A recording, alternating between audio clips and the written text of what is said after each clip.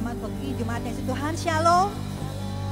Puji nama Tuhan, pagi hari ini kita akan bersama-sama datang di hadapan Tuhan. Mari siapkan hati kita, siapkan pujian dan penyembahan yang terbaik di hadapan Tuhan. Haleluya.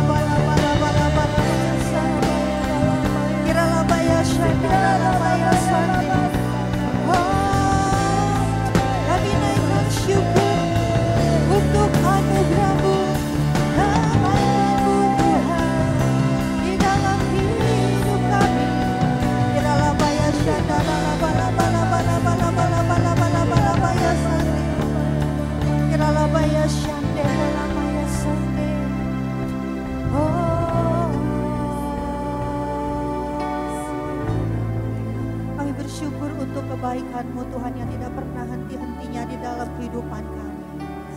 Terima kasih untuk kehadiran-Mu Tuhan.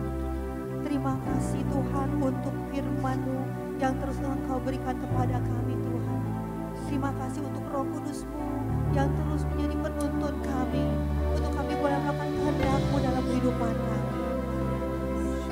Pagi hari ini Tuhan, dengan segenap hati, dengan segenap jiwa kami mau datang, kami mau persembahkan ucapan syukur kami, pujian kami kepada-Mu Tuhan, karena Engkau Allah, Kau Tuhan, Kau Raja di dalam kehidupan kami. Jadilah apa yang dikehendaki di dalam kehidupan kami Tuhan. Haleluya, haleluya.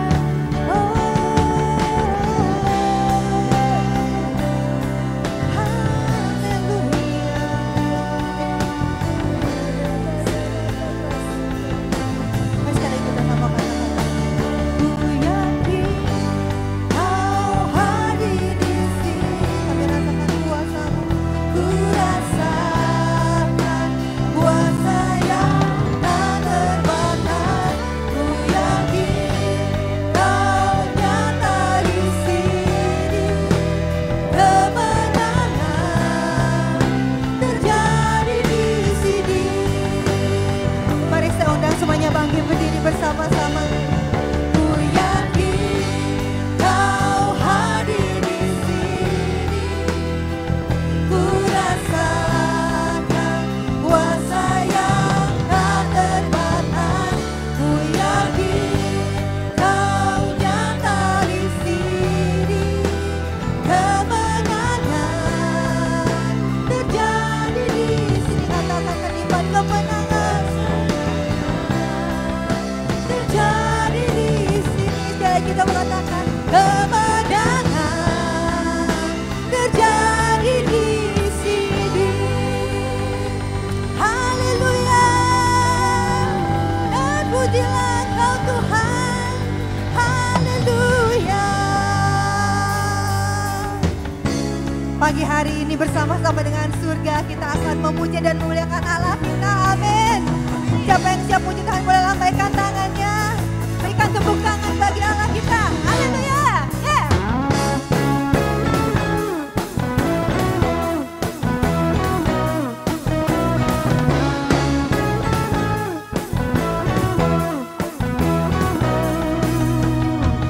Tuhan Engkau hadir, kuasanya mengalir, melawan setiap hati kami.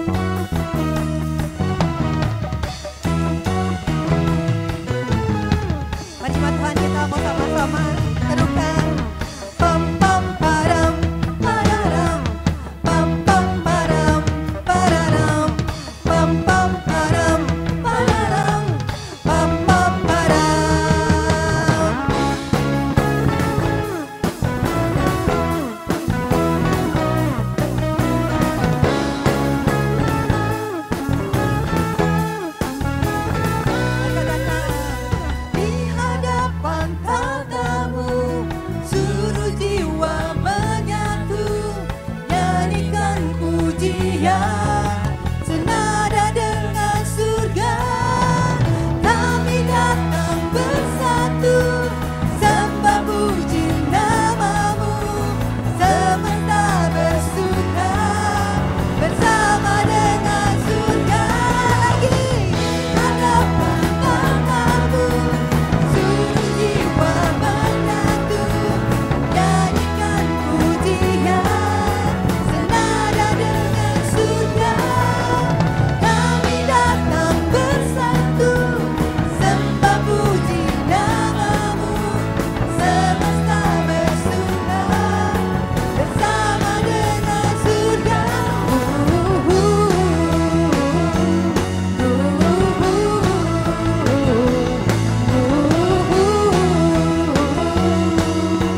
Senada dengan surga.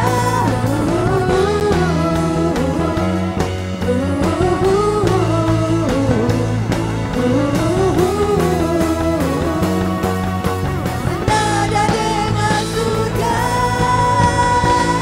Haleluya. Haleluya. Puji nama Tuhan. Saya percaya kita menjadi orang-orang yang terus berjalan bersama Tuhan untuk melakukan apa yang jadi rencana Tuhan dalam hidup kita. Amin.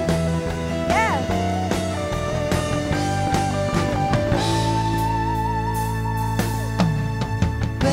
Berjalan bersamamu,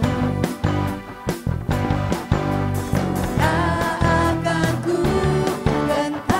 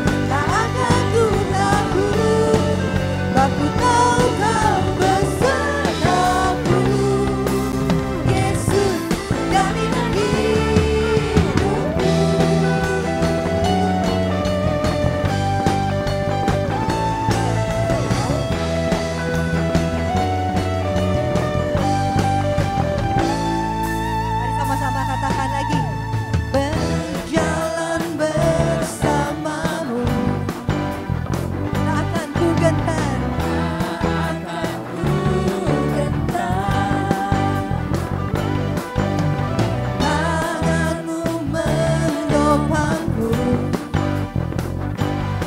jalani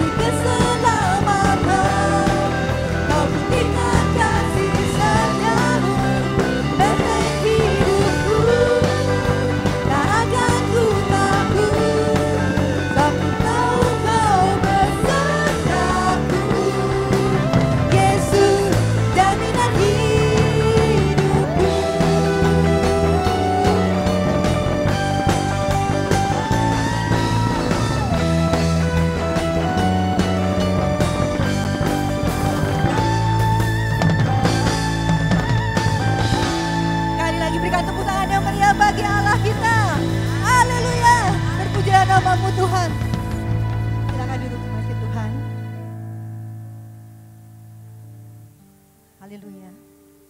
Kita percaya Tuhan ada di tengah-tengah kita saat ini, dan mari saya mau ajak pada pagi siang hari ini kita mau arahkan hati kita nyatakan kerinduan kita untuk kita terus mau terhubung dengan Tuhan. Haleluya, terima kasih Tuhan.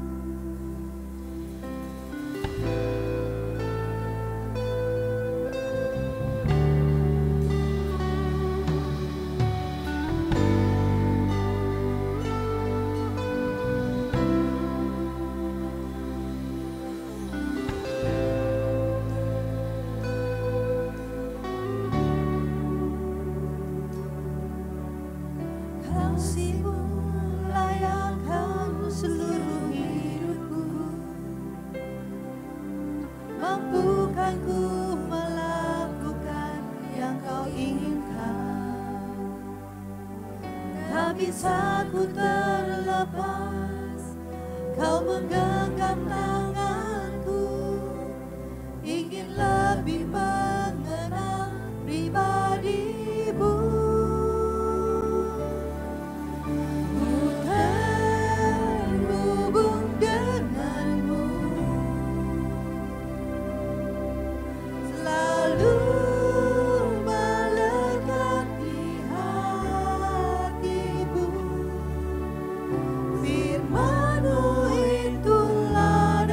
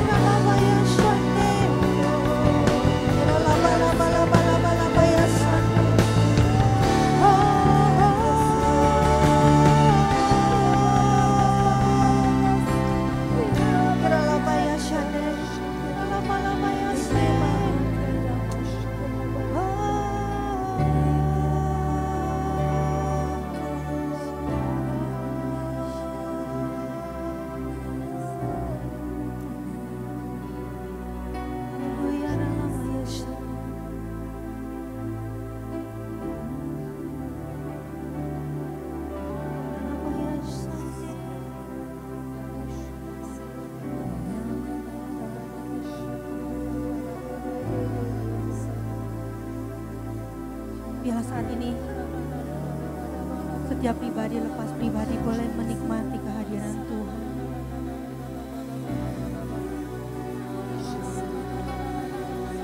Nyatakan apa yang menjadi isi hatimu kepadanya.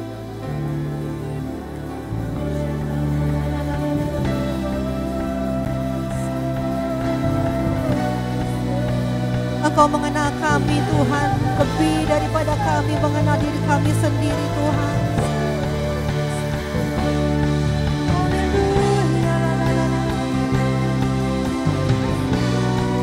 Nyatakan isi hatimu kepada setiap kami Tuhan pada siang hari ini.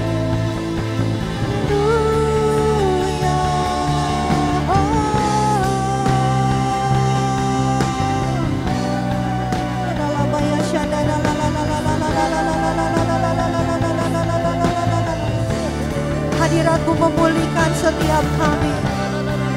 Kuasa-Mu membebaskan setiap kami Tuhan. Bahkan kami percaya ada kesembuhan di dalam hadirat-Mu Tuhan. Kami bersyukur kami punya Bapa yang baik. Kami punya Allah yang luar biasa. Allah yang peduli Tuhan akan kami. Terima kasih Tuhan. Terima kasih Bapa. Kami mau serahkan hidup kami lebih lagi Tuhan ke dalam tangan-Mu.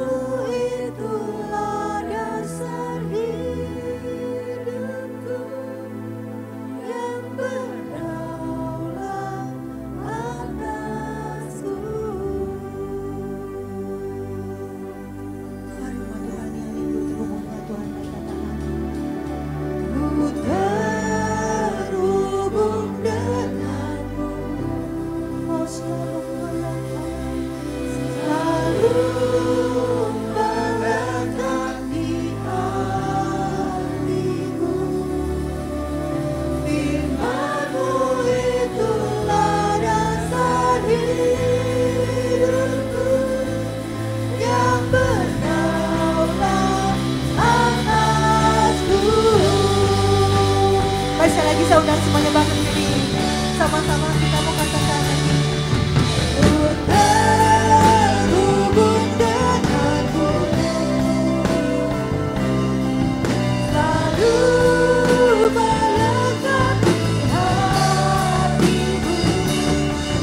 Firman-Mu itulah dasar hidupku yang berdaulat atas.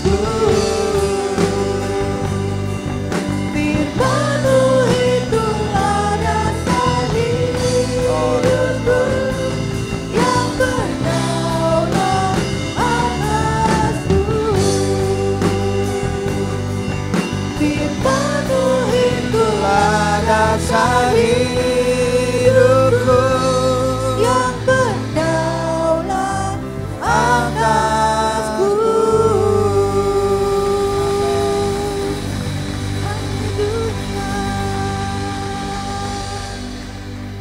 Terima kasih Tuhan. Biarlah kebenaran firman-Mu berdaulat atas setiap hidup kami Tuhan. Karena sesungguhnya hidup kami bukan tentang kami lagi Tuhan. Hidup kami hanyalah cerita tentang Tuhan di dalam kami Tuhan. Biarlah setiap firman yang boleh kami dengar Tuhan, tidak hanya menjadi pengetahuan bagi setiap kami, tapi boleh menjadi kehidupan bagi setiap kami Bapa. Terima kasih Bapa, di dalam nama-Mu Tuhan Yesus Allah kami yang hidup. Semua yang siap menerima kebenaran firman Tuhan sama-sama katakan amin. Shalom. Silakan duduk Bapak Ibu sidang jemaat yang terkasih. Oke. Ya puji Tuhan kalau saat ini saya boleh kembali berbagi firman Tuhan. Tadi sudah bicara di ibadah yang pertama. Siapa yang hadir di ibadah pertama tadi? Coba angkat tangannya. Oke, puji Tuhan ya.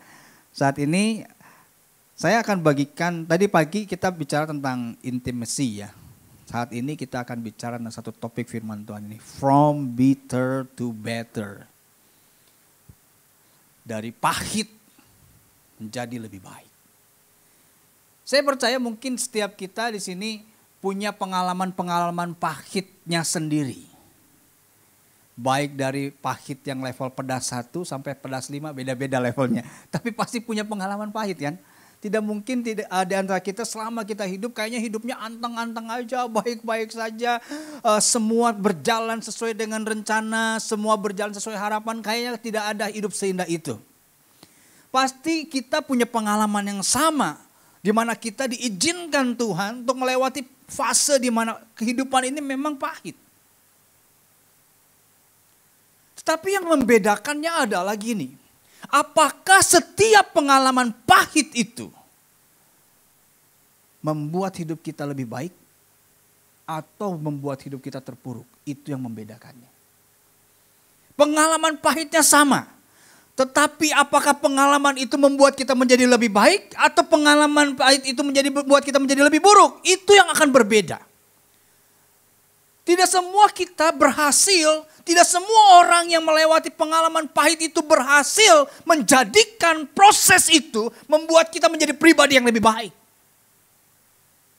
Tidak semua yang pernah melewati masa-masa pahit dalam hidupnya berhasil keluar dari situasi itu dan kita berhasil tampil menjadi pemenang dalam keadaan itu. Ada malah akhirnya yang belum semakin pahit, semakin kecewa, semakin terpuruk, semakin terpuruk, semakin terpuruk. Bahkan meninggalkan Tuhan dan menganggap Tuhan itu nggak ada lagi dalam hidupnya.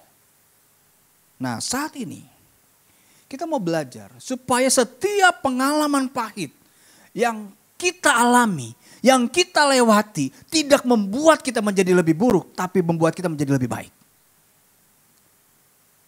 Ada satu pernyataan bilang begini, kita tidak bisa mengendalikan burung yang melintas di kepala kita. Namun burung yang hinggap di kepala kita itu pasti atas izin kita.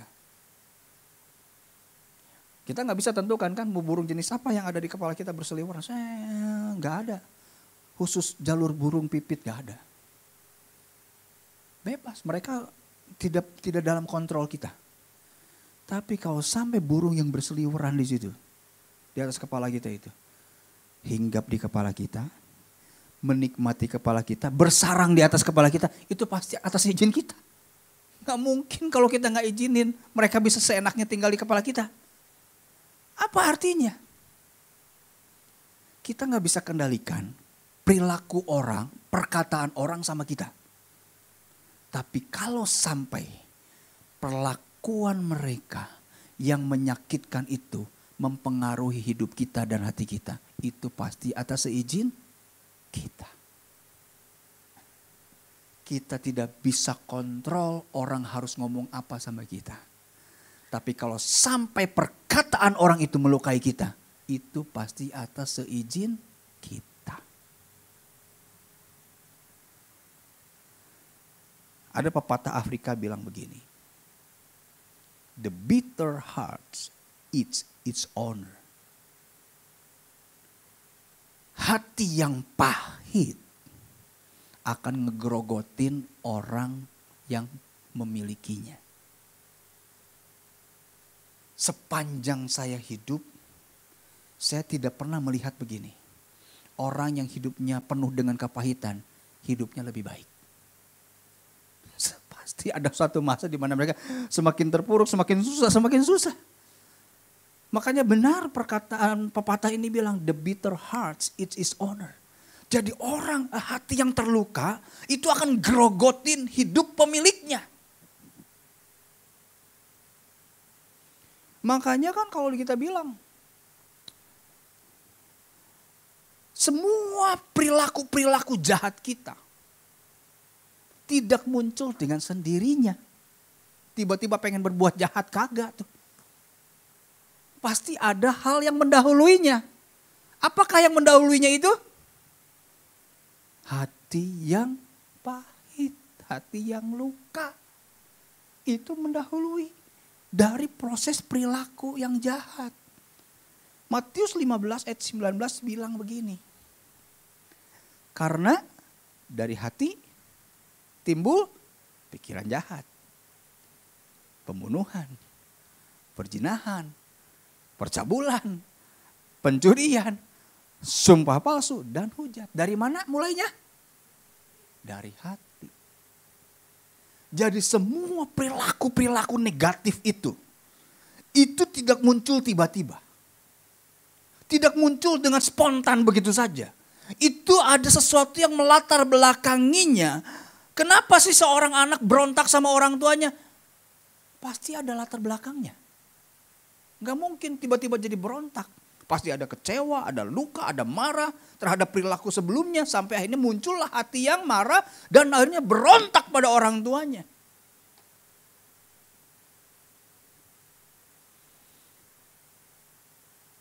Makanya benar apa yang dikatakan di sini. Amsal 4:23. Yuk kita baca ayat ini sama-sama. 1, 2, 3.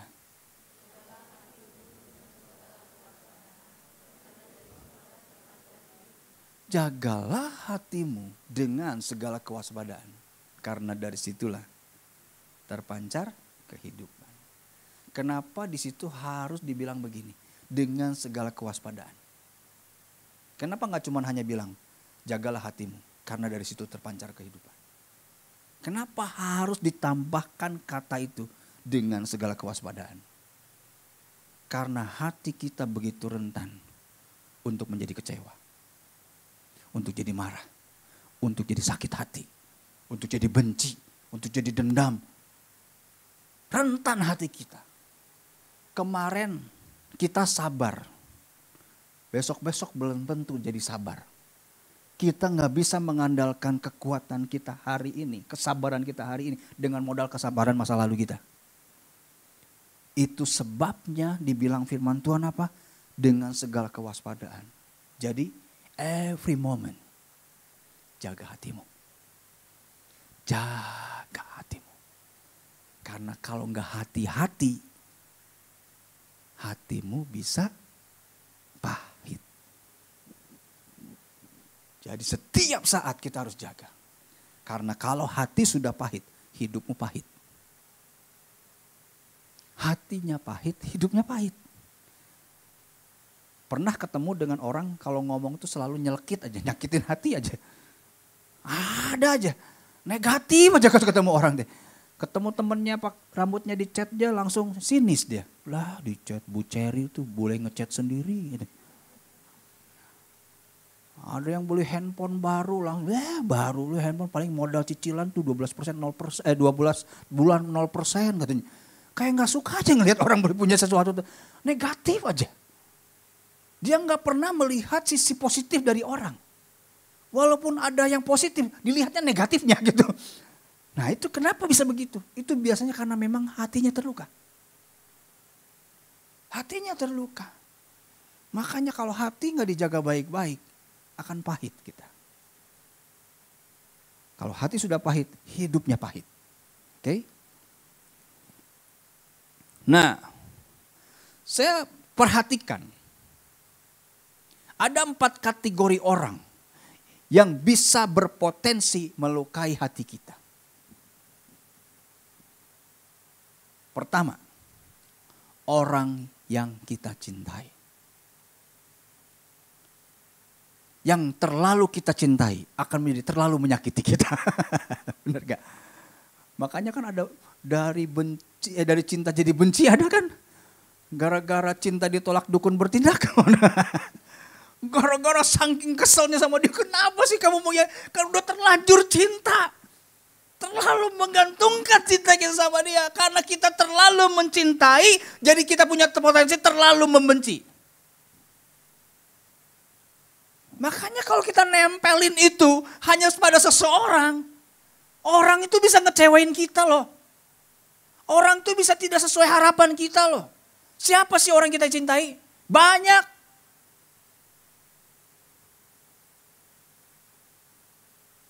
Dari cinta jadi benci,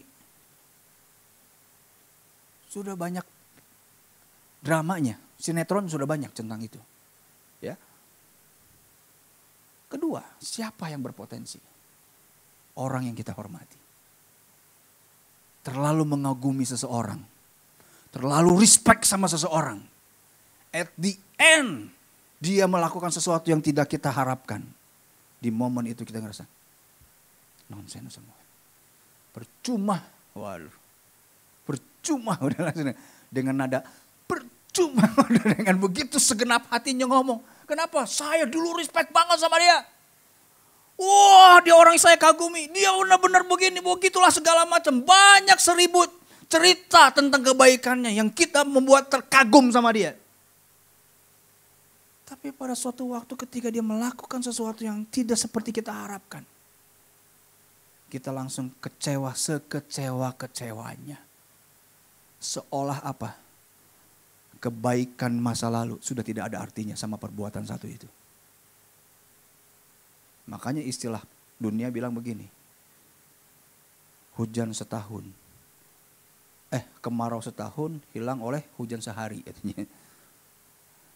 Jadi perbuatan baik yang 1000 itu bisa hancur oleh hanya karena satu perbuatan. Betapa rapuhnya ya penghormatan manusia ya. Dari kagum langsung bisa ngutuk gitu. Sama kayak Petrus. Puji Tuhan ada panggilan sorga saat ini. Sama kayak Petrus. Sehari-hari sama Yesus kok. Tidur bareng sama Yesus, pelayanan bareng sama Yesus. Melihat Yesus melakukan mujizat, banyak perkara, Yesus udah ajar segala macam. Begitu Yesus disalib, langsung ngutuk tuh. Jadi makanya penghormatan manusia tuh rapuh banget. Hari ini muji, besok jadi ngutuk loh. Ini orang kadang-kadang kita tuh punya sikap hati begitu. Terlalu respect sama seseorang, kita bisa jadi kecewa. Padahal kalau saya perhatikan begini. Orang yang kita hormati adalah pribadi yang sedang berproses juga untuk menjadi seperti Kristus sama dengan kita.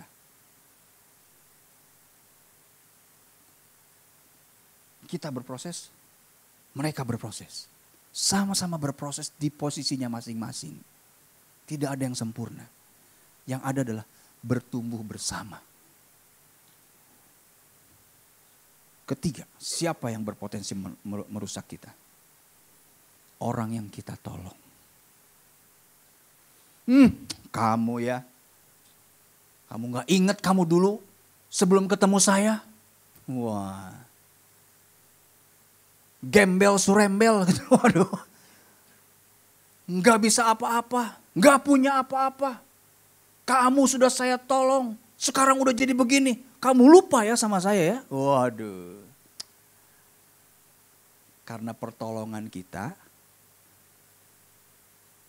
minta imbalan masalahnya. Kalau pertolongan kita gak minta imbalan gak akan sakit hati kan. Tapi kadang-kadang kita ada dalam satu fase itu loh. Kita kecewa karena sama orang yang pernah kita tolong. Karena orang yang kita tolong melakukan sesuatu yang tidak kita harapkan. Kenapa bisa begitu? Karena pertolongan kita ngarep gitu. Kita ngarep dari pertolongan kita. Ngarepnya supaya dia begini sama saya, supaya dia begitu sama saya. Ngarep. Tapi itu bisa berpotensi loh melukai kita. Kita jadi kecewa. Sampai ada orang yang saya ketemu gini. Sampai dia karena terlalu banyak dikecewakan sama orang yang ditolong. Dia sampai bikin komitmen. Mulai hari ini gua gak akan tolong orang lagi. Katanya sampai kayak begitu. Nah salah kalau kayak begitu responnya. Karena pertolongan kita nolong orang bukan karena perlakuan orang. Bukan karena orang itu, kita menolong ke orang, kita melakukan kebaikan karena kita ngalamin kebaikan dari Tuhan.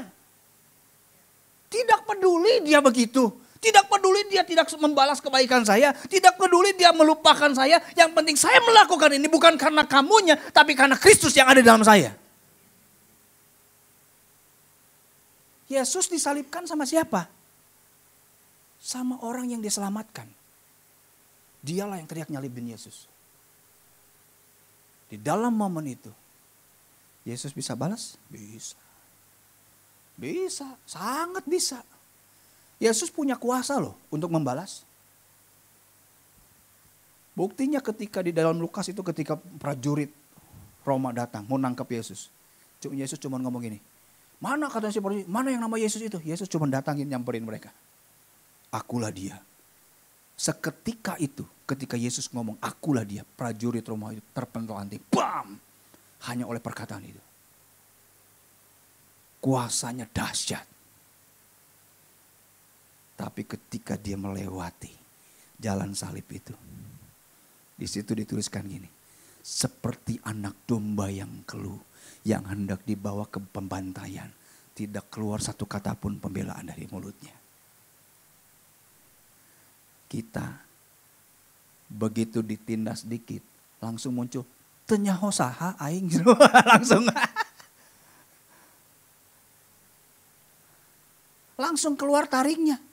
Kamu gak tahu saya siapa? Langsung lupa diri loh. Dia mulai nanya, saya siapa? Katanya mulai gak tahu siapa saya.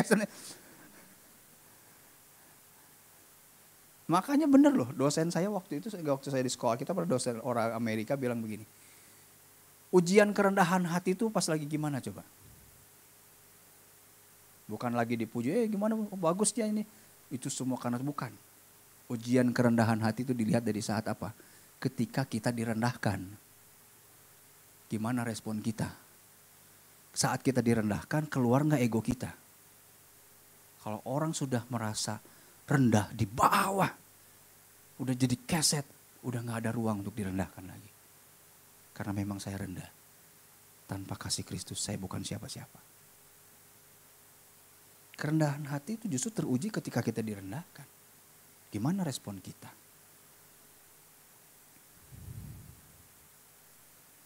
Berikutnya, siapa yang berpotensi melukai kita? Orang yang kita percaya. Kurang percaya apa saya sama kamu? Ha? Sampai nomor PIN ATM saya juga kamu tahu.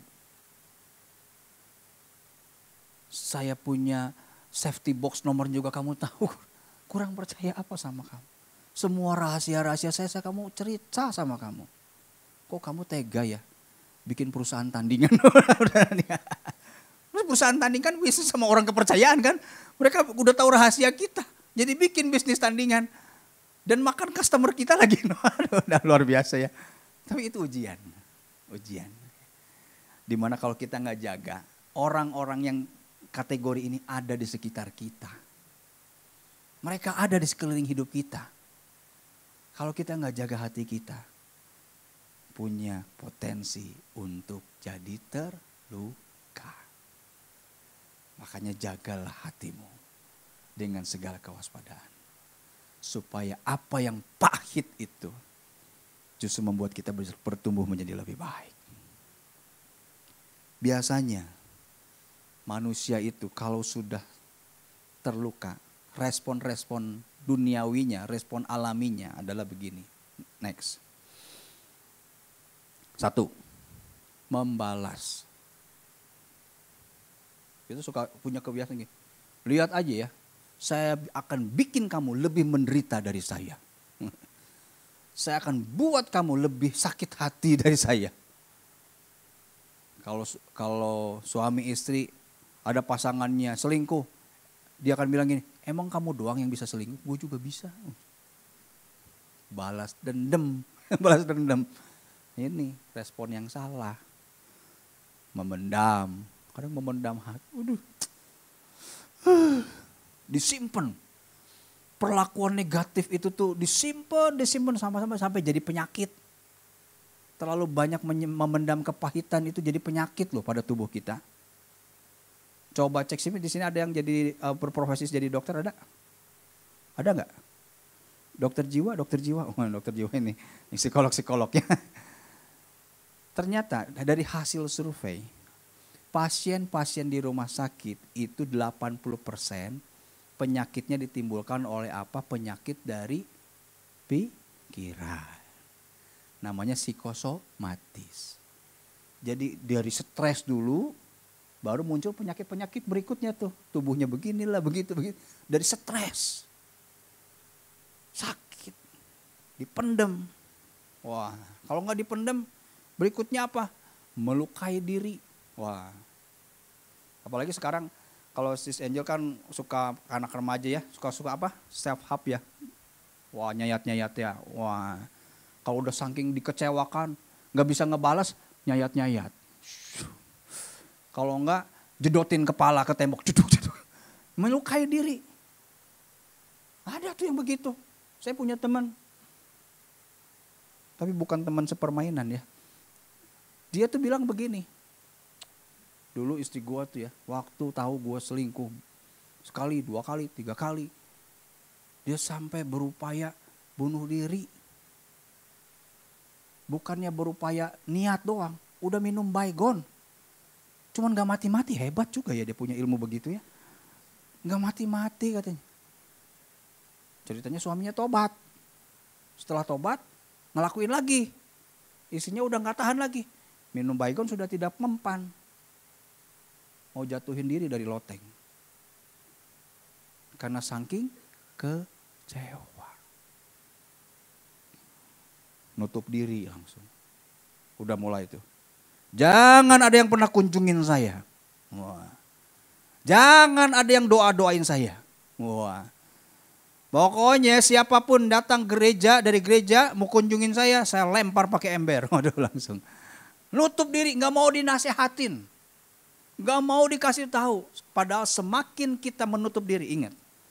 Saat kita menutup diri dari kebenaran, dalam waktu yang sama kita sedang membuka diri kita pada setan. Saat kita menutup diri dari kebenaran, di dalam waktu yang sama kita sedang membuka diri pada setan. Karena di dalam menutup diri itu ya, gak mau terkoneksi dengan orang. Pikiran-pikiran aneh bisa masuk kemana saja. Pikiran ginilah semakin error. Kalau kita tidak membuka diri untuk di counseling, untuk terbuka, didoakan, semakin menutup diri semakin error. Akhirnya kita sudah terbiasa dengan keeroran itu. Ya memang saya terlahir untuk error. Saya sudah memang wajar lah saya dibeginikan. Wajar saya begini. Memang saya nyakanya memang nasib saya begini kok. Wah udah, sudah mulai terbiasa. Setelah terbiasa mulailah mati rasa. Selesai. Sudah. Kalau sudah mulai mati rasa, tinggal tunggu berita berikutnya. Telah dipanggil pulang. Nah udah bahaya. Jadi ini bisa terjadi nih. Ketika kita mengalami proses-proses luka itu.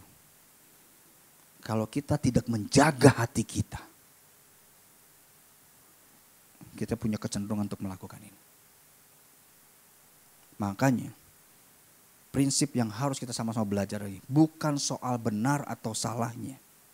Tapi soal apa? Respon. Kita bisa gini. Menerima perlakuan yang salah dari orang sama kita. Tapi kalau respon kita benar. Maka situasi akan benar. Kalau responnya salah. Perlakuannya benar. Jadi salah. Misalnya contoh, ada orang datang sama kita, lu kelihatan lapar lu ya, yuk, makan siang lu sama gue yuk, gue traktir lu. Kalau responnya salah, emang gue gak gablek duit buat beli makan. Nah respon salah tuh, padahal mah dia lagi punya rezeki gitu ya, pengen berbagi sama kita, karena respon salah langsung ngerasa terhina kan. Yang belum pernah dibilang cakep, bilang cantik gitu ya, begitu ada yang orang bilang, kamu cantik loh, jangan ledek lu ya. Jangan ledek, lo memang benar gitu loh. Tapi karena responnya salah. Pujiannya benar, responnya salah. Hati-hati, jadi bukan masalah itunya. Responnya harus benar.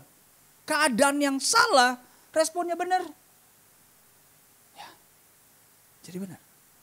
Kitanya harus belajar berespon benar. Nah, respon benar itu harus dibangun dari apa? Respon yang benar harus dibangun di atas dasar ketaatan terhadap prinsip firman. Bukan atas perasaan.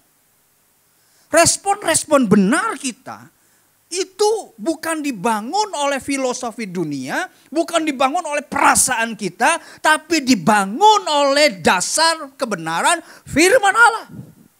Firman ngomong apa atas situasi itu? Firman ngomong apa kalau ada orang yang mengkhianati kita? Firman Tuhan ngomong apa kalau ada situasi yang kayaknya tidak menentu dan mengkhawatirkan? Firman ngomong apa? Dari situlah kita bangun respon ini. Misalnya contoh gini, ada situasi sedang sulit ya. Oh, situasi kayaknya lagi chaos ya. Wah, begini begitu. Mulai khawatir. Gua harus nipu siapa nih ya? Wah. Yang tadinya mikir hari ini mau makan apa? Mulai lagi berpikir gini, hari ini mau makan siapa?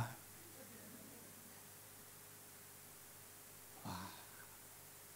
Respon salah. Karena firman Tuhan gak ngomong gini. Ketika situasi sulit, firman Tuhan bilang apa? Jangan khawatir. Jangan takut.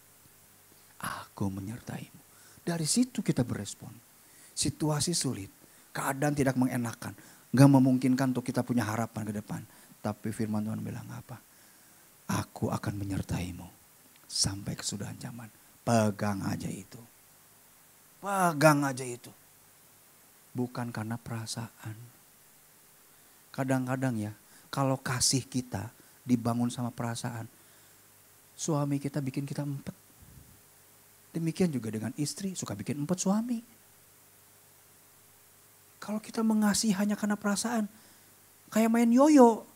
Naik turun, naik turun. Nggak bisa, nggak konsisten kasih kita. Kasih kita sama pasangan kita, kasih kita sama orang-orang di sekitar kita tidak dibangun oleh perasaan. Karena perasaan bisa nipu. Perasaan tidak konsisten. Hari ini happy, besok bisa enggak. Bahkan juga cuma besok, pagi happy, siang jadi enggak. Fluktuatif banget tuh moodnya. Tapi tapi kasih kita harus dibangun oleh apa? Prinsip firman. Di mana firman Tuhan bilang apa? Kasihilah musuhmu. Seperti Kristus mengasihi, hendaklah engkau mengasihi. Bukan bagaimana perasaanmu. Bukan. Kasihilah suamimu, kasihilah istrimu kalau lagi moodnya oke, kagak ada. Bukan itu dasarnya. Firman. Firman Tuhan ngomong apa? Perasaan tunduk pada firman.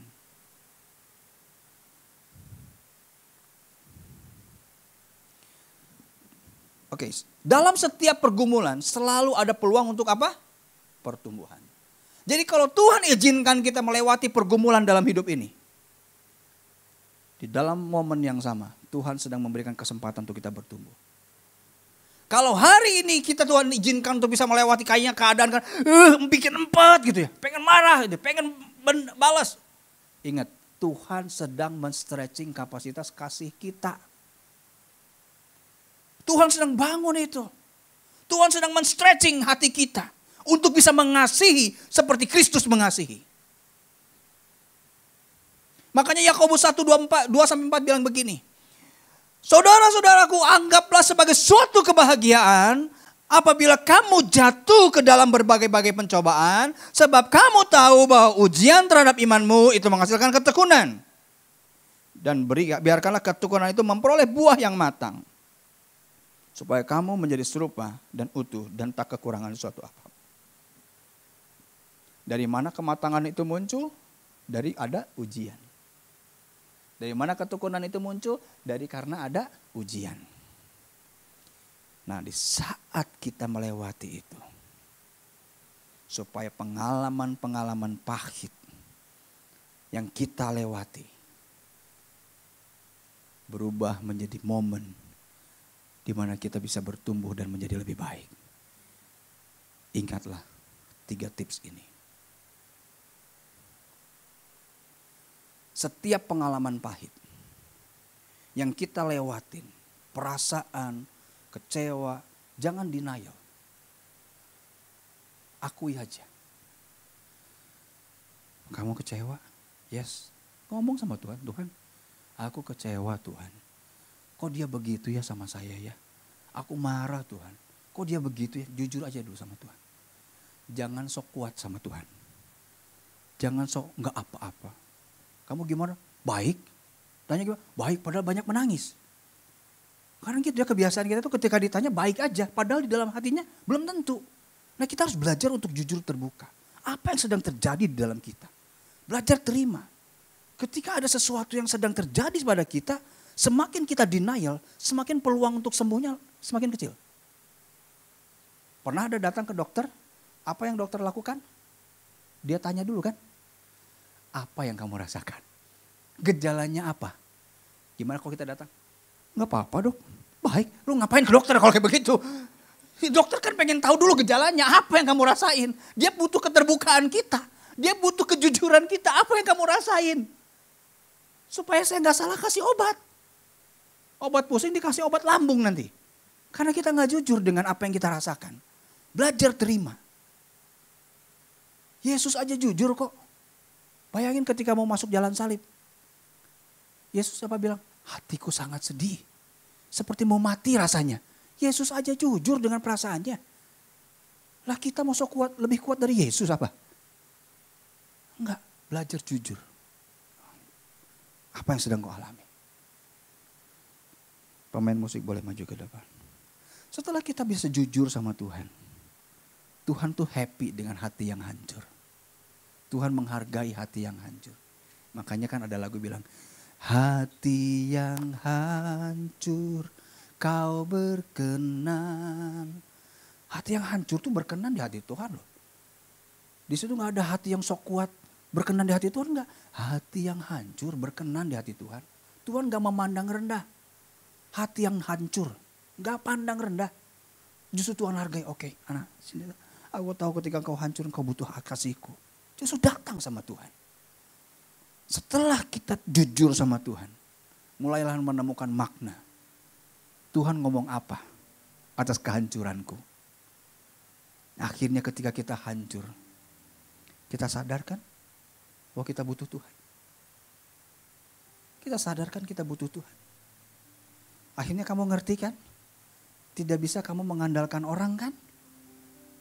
Akhirnya kamu tahu kan? Bahwa kasih manusia itu terbatas kan? Akhirnya kamu tahu kan?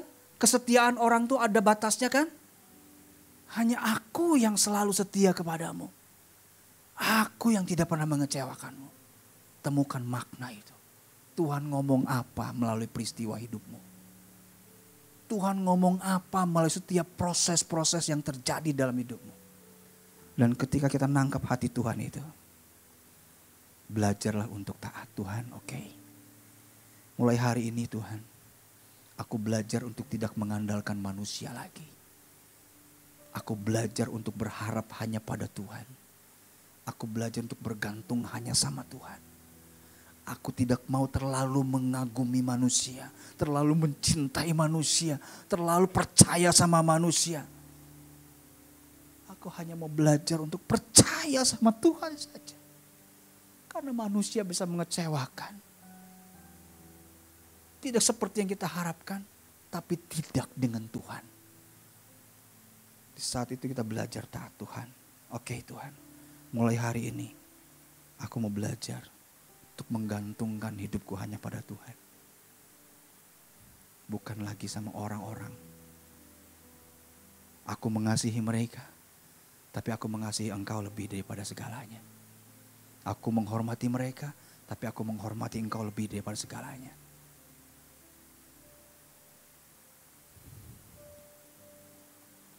Kisah Rasul 8 ayat 22-23 bilang begini. Kalau ada di dalam hatimu hari-hari ini sedang mengalami proses itu. Lagi kecewa sama orang, marah. Udahlah. Tuhan bilang ini. Jadi bertobatlah. Tuhan ingetin kita. Jangan biarkan itu mengganggu hidupmu. Tuhan minta hari ini bertobat. dari apa? Kejahatanmu itu. Dan berdoalah kepada Tuhan supaya mengampuni apa? Niat hati. Belum dilakuin loh. Baru niat. Baru niat aja Tuhan sudah minta tobat. Baru niat aja Tuhan gak berkenan loh. Baru niat. Tuhan, saya kan belum mencuri. Niatnya sih ada. Nah, baru niat aja Tuhan udah bilang tobat. Tuhan, saya mau ceraiin istri saya Tuhan. Tapi kan gak kejadian Tuhan. Niatnya ada. Tobat. Tuhan minta tobat. Walaupun baru niat. Sebab kulihat bahwa hatimu telah seperti empedu yang pahit dan terjerat dalam kejahatan. Baru niat aja udah jahat di mata Tuhan. Baru niat saja udah gak berkenan. Tobat makanya. Ya. Yuk latih hati kita untuk punya respon benar. Karena respon benar itu harus dilatih. Kematangan kita untuk berespon benar. Kedewasaan untuk hidup benar. Tidak muncul tiba-tiba. Harus dilatih. Dari hal-hal kecil. Latih respon benar. Ada yang kecewa, bikin kecewa, respon benar. Respon benar. Latih respon benar. Sampai berespon benar menjadi gaya hidup kita. Menjadi habit kita. Oke. Kita sama-sama tundukkan kepala kita. Ya Tuhan. Yes God, yes God. Haleluya. Oh.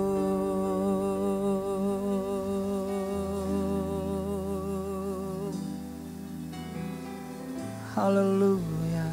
Mari kita tundukkan kepala kita saat ini. Tundukkan kepala kita saat ini. Mulai berproses dengan hatimu saat ini. Izinkan Roh Kudus mulai memproses setiap kebenaran firman yang kita dengar saat ini. Izinkan Roh Kudus memproses itu di dalam hidupmu saat ini. Haleluya.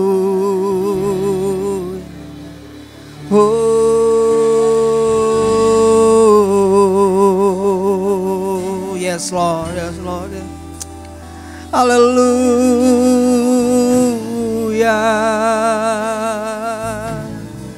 Oh,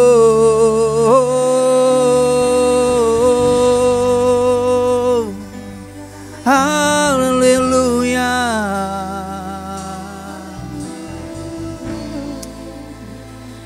Yes Lord. Bersamamu Bapa. Ku lewati semua. Yes Lord, yes Lord, yes Lord. Berkenananmu ya. Ya. Teguhkan hatiku. Amin.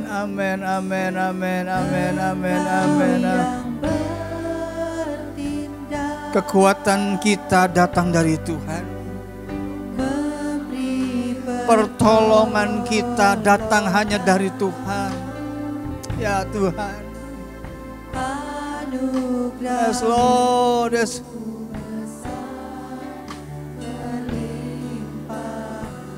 Mari kita sama-sama bangkit berdiri.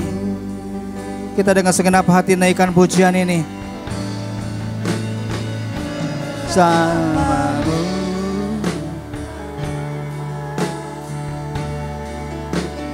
Ku lewati semua perkenananmu ya. Teguhkan hati. Oh, amin. Kau yang bertindak Tuhan,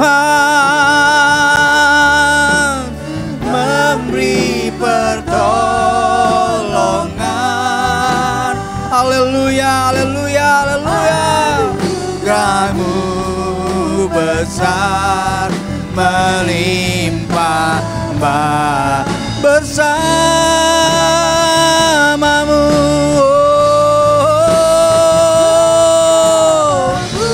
Bersamamu Tuhan. Amin Tuhan. Yes God, yes God, yes God, yes God. Kau melihat Tuhan hati setiap anak-anak-Mu di tempat ini Tuhan.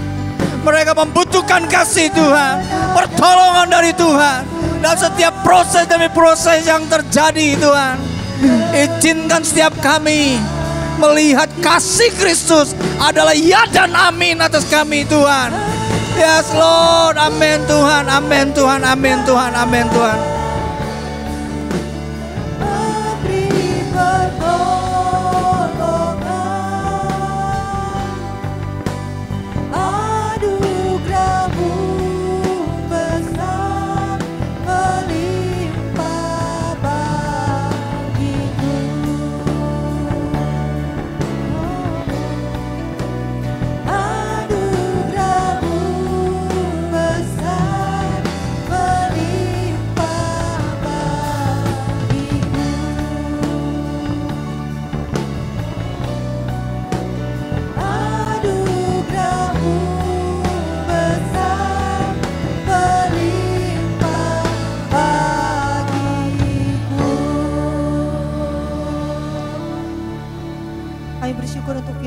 Tuhan yang Kau sampaikan pada pagi hari ini melalui hamba-Mu Bapak Sandi Triasa. Kami boleh diingatkan kembali dan kami mengakui betapa hati kami rapuh. Tapi kami belajar untuk kami boleh berespon dengan benar. Dan tolong kami Tuhan untuk kami boleh memiliki hati yang taat untuk apa yang kami lakukan semata-mata semuanya untuk menyenangkan hati-Mu. Terima kasih Tuhan, kami sambut firman-Mu Tuhan dengan penuh sukacita hai dalam nama Tuhan Yesus. Mari sama-sama katakan amin. Berikan tepuk tangan sekali lagi bagi Allah kita. Silakan duduk di mana Tuhan.